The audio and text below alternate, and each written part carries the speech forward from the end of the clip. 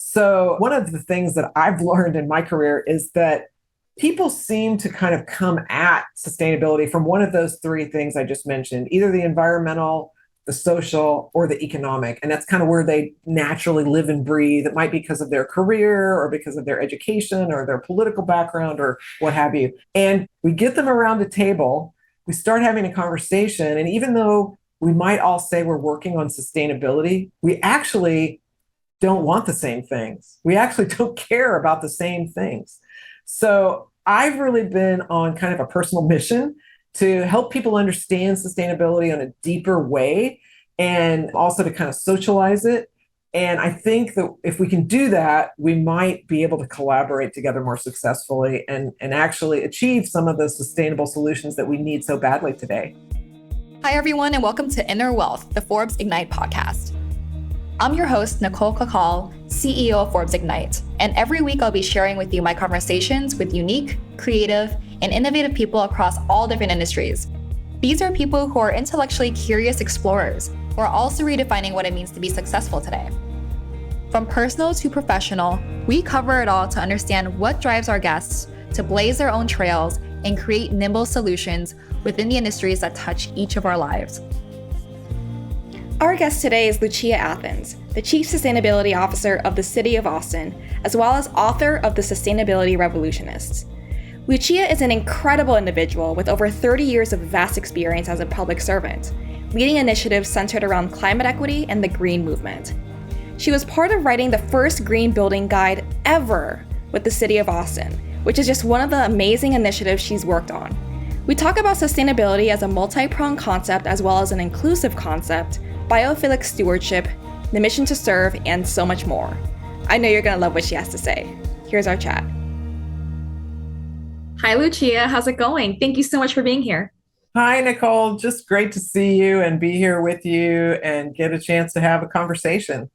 Absolutely. And I know we had a number of really great conversations leading up to this recording. So I'm really thankful for everything that I've learned from you so far. I know we've known each other for quite a while and we had a chance to work together in the past. So I'm really excited to speak more about your book as well. Thank you. Yeah, it's an exciting time in the life of a new book. And I really appreciate the opportunity to get together with you. Your podcast is just really amazing. So excited to be a part of it. Thank you. Thank you so much. So I know that you are incredibly busy. So I'd love to know, what have you been up to lately? It has been a busy time, that's for sure. I just got back last week from DC. I was out there with the Brookings Institution, speaking with them as a municipal government chief sustainability officer, what we're doing around climate change planning and implementation in particular. They just came out with a new report about what a lot of cities are doing with their climate plans. And in particular, we talked about how we're going to tap into the new federal funding that's coming down the pipeline. We also just talked about, our big goals for climate neutrality. We have a goal to be a carbon neutral city by 2040, which is very ambitious. Wow. And they were asking some questions about, is that a realistic goal? And do we actually know we're going to get there? And partly how I responded to it was that, we've never done this before. Nobody's ever worked on trying to stop climate change before. It's a bit of a grand experiment. And we have these super ambitious goals because we have to push ourselves to pull out all the stops. This is a all hands on deck moment to get everybody pulling in the same direction to work on climate change. And can we get to carbon neutral by 2040 as the city of Austin? We're not entirely sure, but we certainly have to try. So just not knowing whether or not we can do it is not a reason not to try. So a lot of work on the city's climate plan. It's called the Climate Equity Plan. And on this round of the plan, this is our second iteration, we really focused on equity in particular and the intersection between how people have been left out of the equation and are, in many cases, disproportionately bearing the burdens of climate change, how we pull those pieces into the plan and make sure all of those people, many people of color, or people who are economically disadvantaged, don't have to bear the burdens disproportionately, and how they can also benefit from the changes that are happening in things like green jobs. And to be completely honest, I think a goal or target of 2040 has to happen. The goal is based on science. It's based on what we have to achieve to continue life as we know it. Right. That's just a fact. Absolutely. So tell us your story. What was your personal and professional journey to where you are today? That's a great question, Nicole. I studied landscape architecture when I was a student. I had this big passion for nature and design, and landscape architecture was a place where it all came together. That eventually led me to doing work on sustainable landscapes for city government. I was doing work on water conserving, native plant, landscape design, outreach to the general public. One thing led to another there. And eventually I ended up involved in green building. So it kind of took it to the next scale out from landscape design. And when I was a graduate student at the University of Texas at Austin, the city of Austin was creating their green building program. It was the first green building program in the world. So I helped them write their first guide, their green building guide. They came up with a rating system that was the first green building rating system in the world. And LEED kind of copied that system, actually, the Austin Green Building Program. So that's how I really got involved in green building and ended up working for the city of Seattle, leading their green building initiative for 10 years, which was super exciting because it was the biggest public building boom since the Seattle fire of 1888. There was a huge portfolio of projects that were going to be coming up out of the ground. And knowing that all of that development was going to happen, obviously it was a huge opportunity to leverage that towards sustainability, towards green building.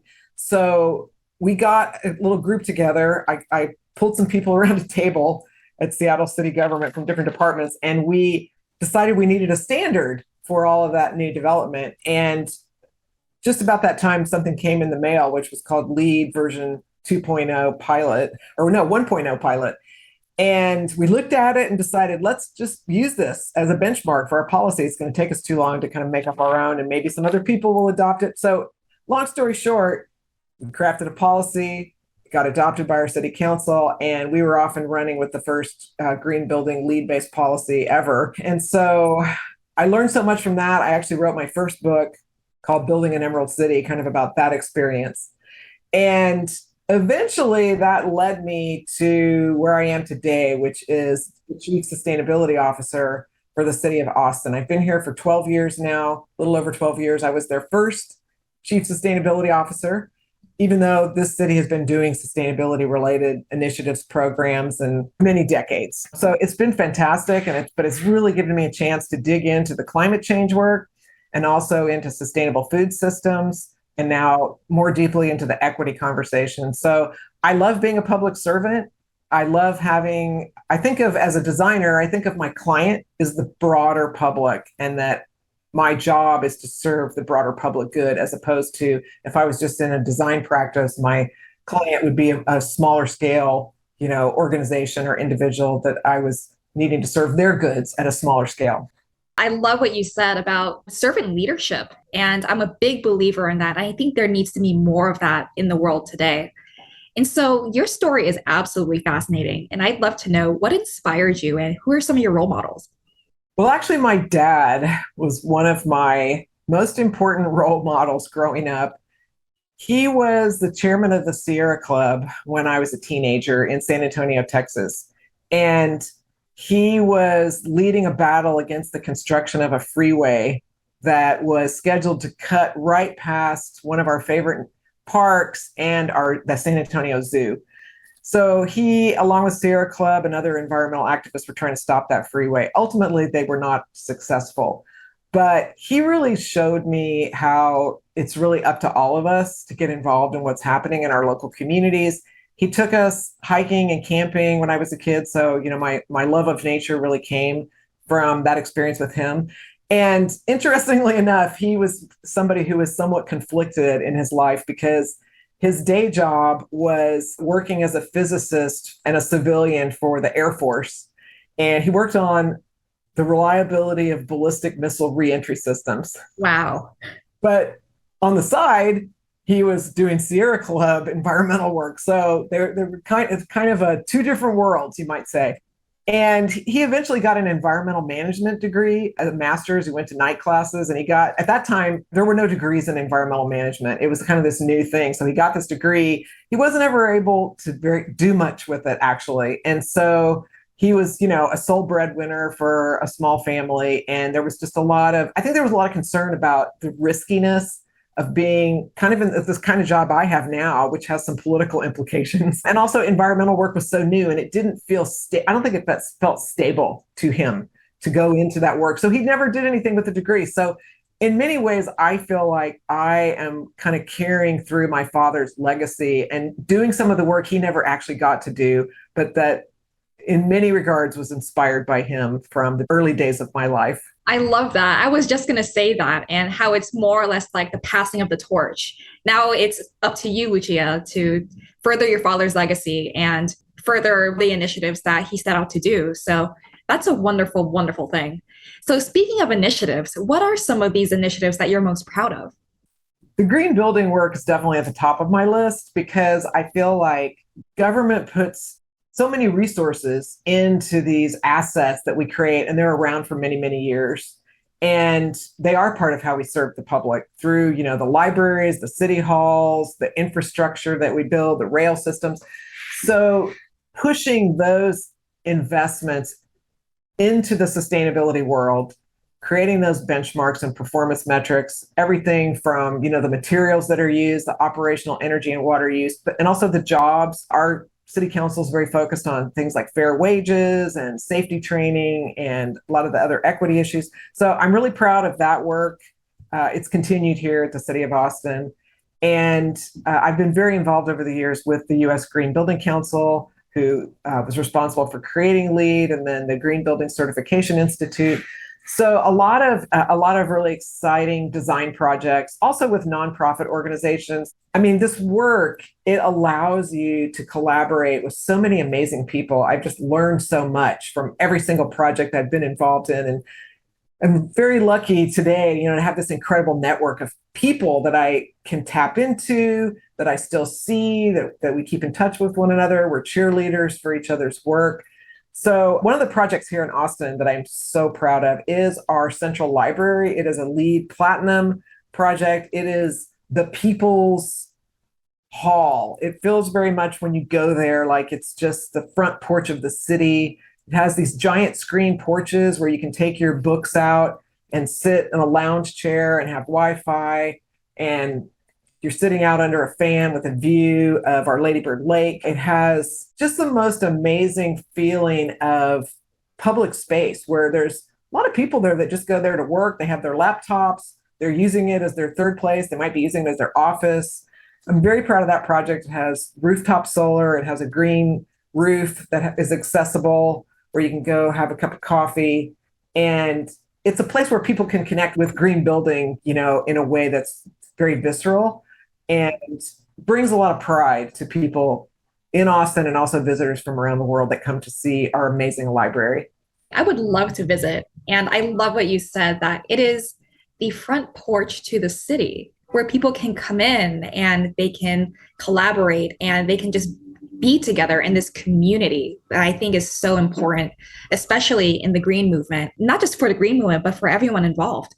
For everyone. I mean, that's one of the things that's interesting about libraries, because everybody's allowed to go there, whatever your education, income level.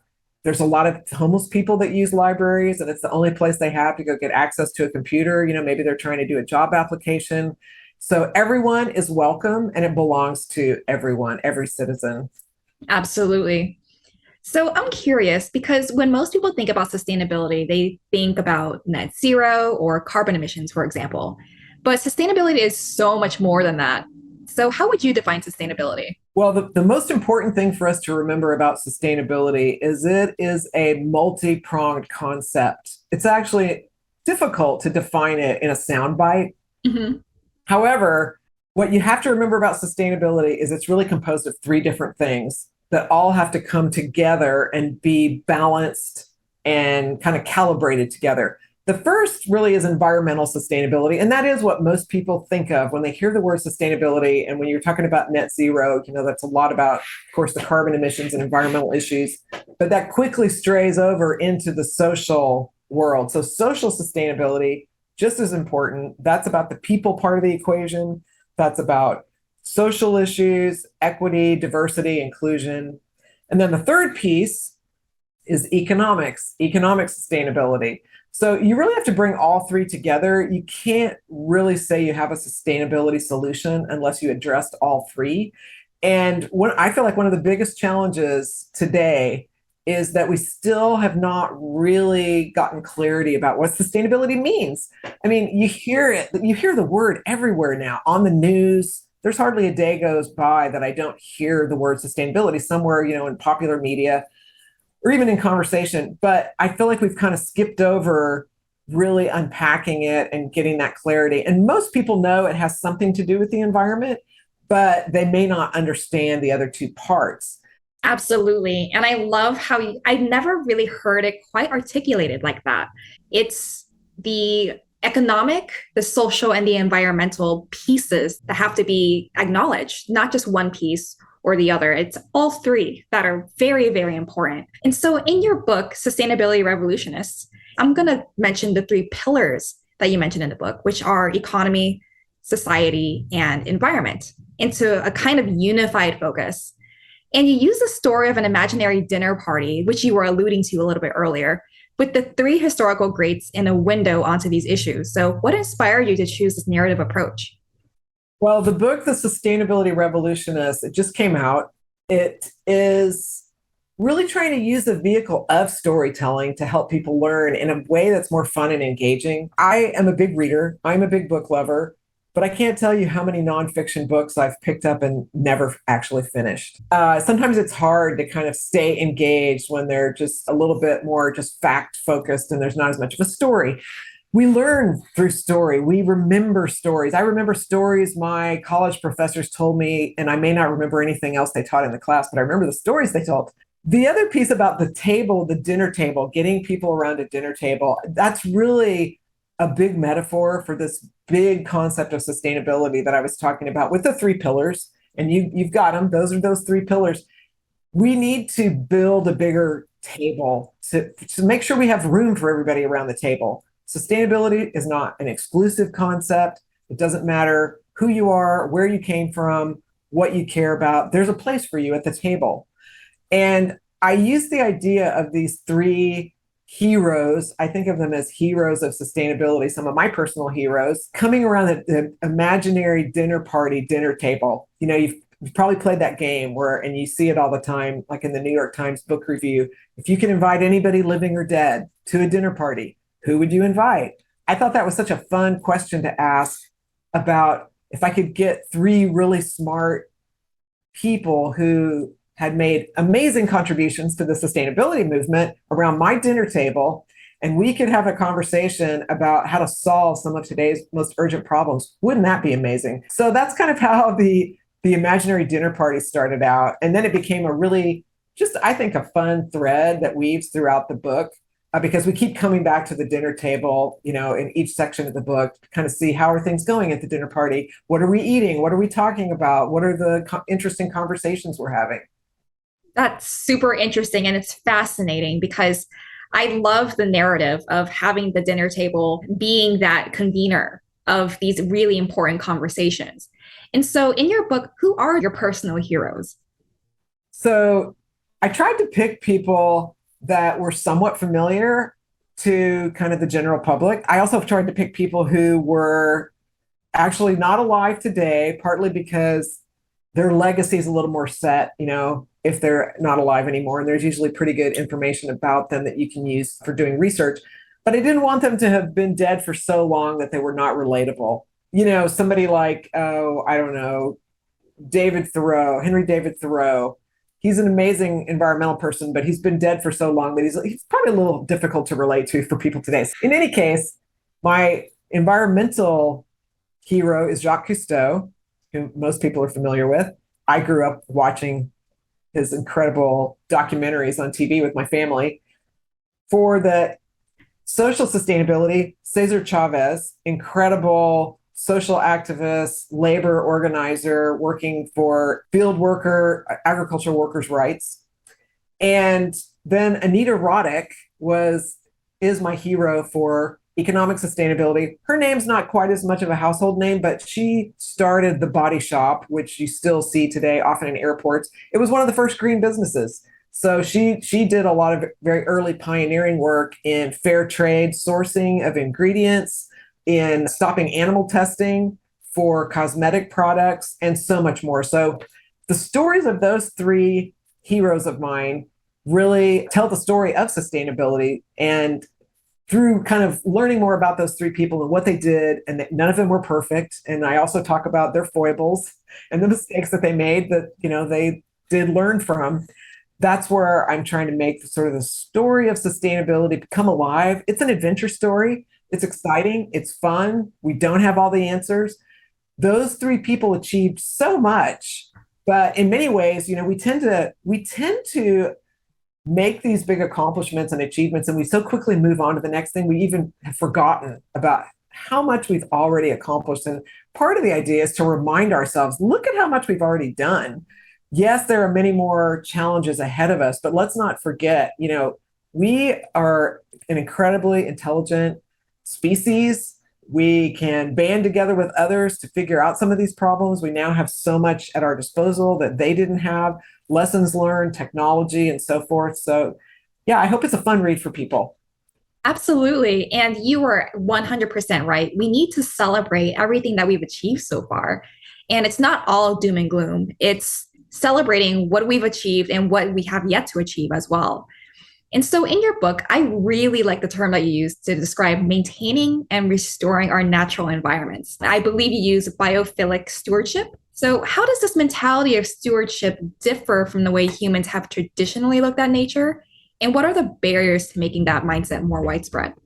That's a great question. I think, first of all, biophilic really means just love of living things. And the stewardship idea connected to it, biophilic stewardship, really brings the idea that we are responsible as the stewards of all of these resources. The biophilic piece is so important because we often see ourselves as separate from nature.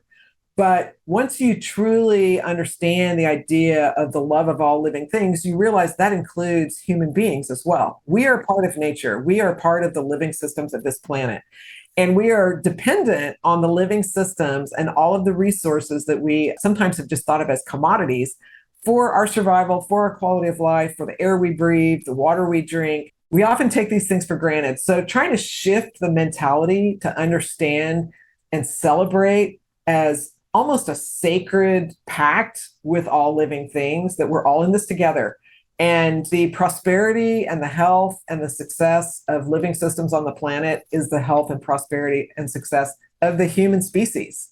We cannot exist without these systems. So that's part of the idea, is really to kind of shift people and also to realize how lucky we are to live on this living, breathing planet, which really is a circumstance of luck that we happen to be on a spinning orb in this galaxy that has an atmosphere that we can breathe, that has livable temperatures, at least, currently, but the temperatures are starting to change. This thing called the Goldilocks principle basically just acknowledges that it's an accident of chance that we happen to live on a planet that has a habitable temperature range. It's not too hot. It's not too cold. It's just right. And our climate work, has to do, of course, with trying to keep things that way so that it remains habitable. I never heard of that Goldilocks principle being applied that way. I love that. And so also in your book, you speak to the need to take a long view of issues and move away from short-termism. But how is this possible in a system that's explicitly designed to focus on the current quarter? I think that really is one of the most challenging questions, Nicole. I'm glad you asked it, because especially when we're in that space of economic sustainability and green business, we really have to ask ourselves that question. And, we exist in an eye blink of time. Back to the biophilic idea, studying history is very important, both human history and natural history. And to understand we're in a blip moment in terms of the overall history of this planet. Part of it is psychology. I think you go back to just the basic concept of delaying gratification. If we want to maintain our health, I might want to eat 15 cookies, but I'm not going to do that because, I want to have a healthy body. So these same really basic concepts have to be brought into how we operate in the business world, in our cities, in the way we live our lives. We have to think about the future. It isn't like just tomorrow. It isn't just the next quarter. If you think about, somebody like Warren Buffett, who's so incredibly successful, right? Financially amazing. He talks about how if you're sitting under the shade of a tree, it's because somebody planted that tree decades ago. It wasn't yesterday and it wasn't last quarter. So really kind of thinking about what your role is, more about the legacy that you're going to be leaving, to your descendants, to people you may not have even met, and how you're making some kind of a contribution that's lasting, I think is so important. And so it's partly, I think, that idea of, we didn't think that spirituality and love could be a part of business, but what we've realized is that it has to be a part of business. And it isn't just about the next financial return, quarterly earnings statement. Right, exactly. I couldn't agree with you more. And speaking about the true purpose of business and going back to servant leadership, which we alluded to earlier, you raised the concept of a mission to serve. So how does that differ from corporate purpose statements, and why should a company seriously pursue this mission to serve? I think we're all familiar with the idea of mission-based work, right? But for me, it really requires the mission, especially for somebody who's in the business world, to be beyond just turning profits. There's nothing wrong with turning profits, and that's important. And that needs to happen, for a business to be able to sustain and grow. But it's got to be more than just the profit motivation. So it's like profit for the purpose of what? Service to what? Stephen Covey he talks about how we need to shift our way of thinking from being just about what we want to what is being asked of us. So we have such an opportunity at this moment in time, I feel like, to really ask ourselves that question. How does my unique skill set and whatever resources that I have access to at this moment in time, how does it serve the larger good and the larger needs of humanity? And that could be just your family, that could be your community, that could be your city, that could be your nation. It can happen at all different kind of scales, right? Some organizations, I think a good example is CVS. They made a decision some years ago to stop selling cigarettes at CVS stores. CVS had a lot of drugstores, but they also had clinics that they were operating. And they basically just realized that their mission was to support human health. Mm-hmm. That was their big mission. And they realized that selling cigarettes was not in service to that mission. So even though they knew they were giving up $2 billion of revenues a year, they stopped selling cigarettes because it did not fit their higher mission and purpose. I never knew the history behind that. So thank you so much for sharing. That's incredible work. And you're absolutely right that we have to be more cognizant of the alignment between the values that our stakeholders have within the organization and what the organization's purpose is, what their mission is. And if there's not that alignment, then what are we even doing? And also, so many young people now expect to go to work for companies that have a higher mission-based purpose, whether it's a social impact company or not, specifically social impact. That's really where the talent's going. So if you want to attract talent and retain talent into your organization, you really need to think about your higher purpose and how that's going to connect up with the younger generation coming into the workforce. So what would you say to listeners who want to make a difference in this fight for sustainability and regeneration? I would say to really take the time to understand what sustainability is all about. Read my book. It might help if you're still not clear, or it might just help inspire you if you're feeling a little tired and a little worn out, or maybe not as hopeful as you could. So try to find those glimmers and those positive stories, things that kind of fill you up, help you feel inspired to keep going, to keep doing the important work. But the other thing is to find out what's happening in your community and get involved in whatever that is in whatever way you can. And no matter what kind of work you're doing today, whether you work or not, there's a place to get involved in sustainability and a place where sustainability touches what you already do. Whether it's just the decisions you make when you go to the grocery store, or who you're voting for, or how you're finding out about development projects in your neighborhood, or how your company is doing detailed assessments of all of their purchasing to understand what the sustainability implications are of where your buying power is going. There's a place to plug in. So I think that's, to me, the most important thing is that no decision and impact is too small or too large, because these things all add up. And I think when we start to feel overwhelmed and like hopeless that we're never going to be able to overcome these challenges, we have to remember that we just have to link up arms with so many other people, and that collectively we are going to make an impact and make a difference, and we're going to get there together. So, how do you think people who are currently doing this work could really benefit from reading your book? The book provides a tool for people doing this work, and the tool is presented in the form of a framework of 9 core values for sustainability. There's 3 for each one of the 3 pillars, as we've been talking about.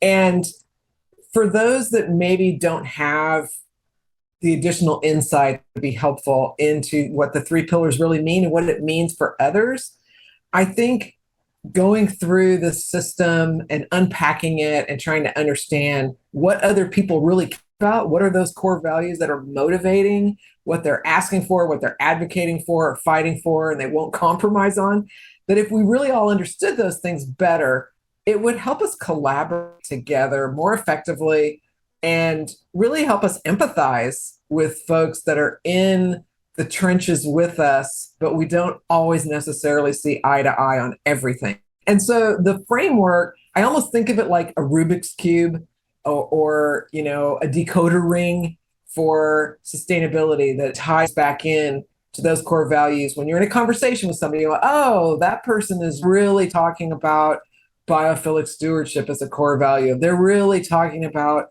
the long view. They really care about that long-term thinking, or they really are coming from a place where they're asking me to acknowledge and integrate in ethical transparency into what we're doing.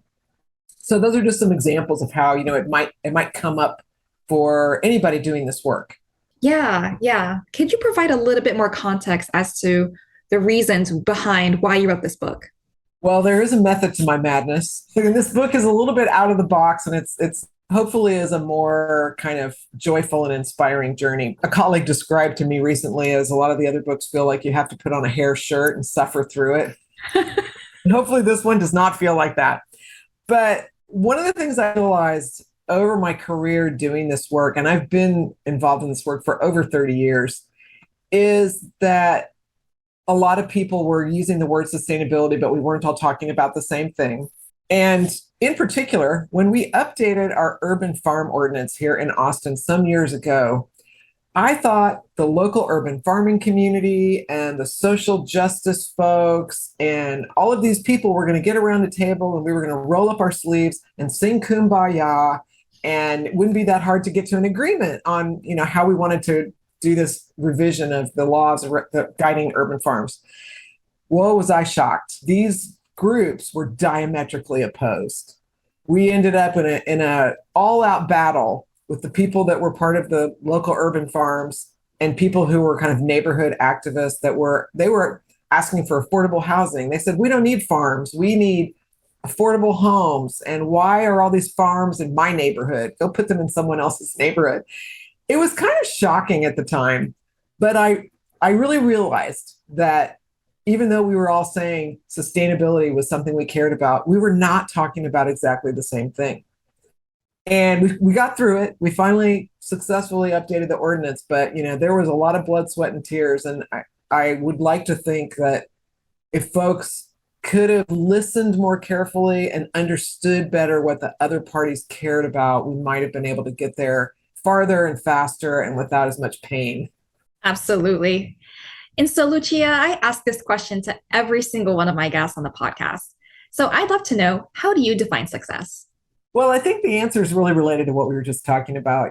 I feel like at the end of the day, when I look back on my life, I'm not going to be wishing I had worked more.